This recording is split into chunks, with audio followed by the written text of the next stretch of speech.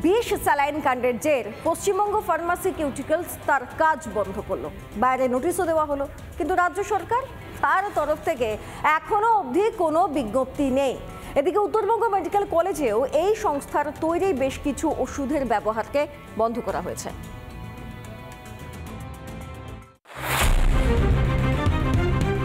বর্তমানে এই সংস্থার যে কারখানার গেটের সামনে কিন্তু বড় বড় করে কিন্তু লেখা রয়েছে যে production activity will be closed.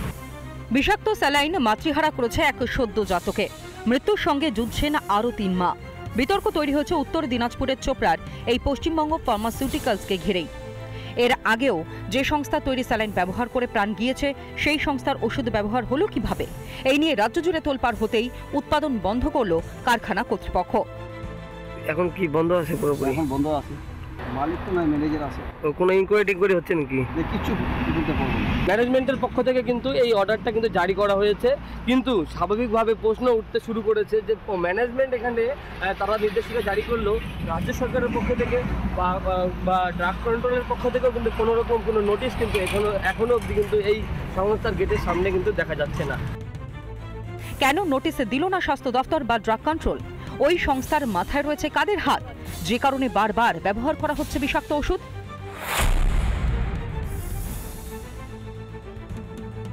আর এদিকে পশ্চিমবঙ্গ ফার্মাসিউটিক্যালসের বিষ ছড়িয়েছিল উত্তরবঙ্গ মেডিকেল কলেজেও।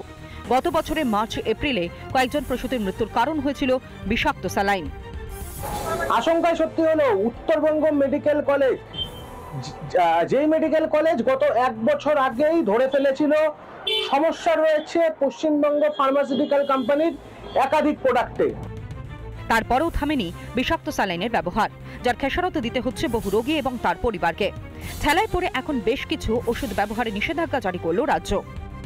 পশ্চিমবঙ্গ সরকারের পক্ষ থেকে পশ্চিমবঙ্গ ফার্মাসিউটিক্যাল কোম্পানির রিঙ্গাল ল্যাকটিক ছাড়াও আরো বেশ কিছু ইনজেকশন, স্যালাইন, মেডিসিনকে সম্পূর্ণভাবে নিষিদ্ধ ঘোষণা করা হলো।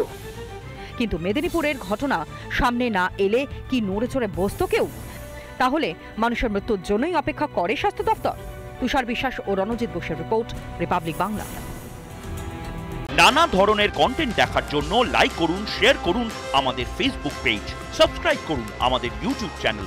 পাশাপাশি অন্যান্য ব্রেকিং নিউজের জন্য অবশ্যই চোখ রাখুন রিপাবলিক বাংলায়।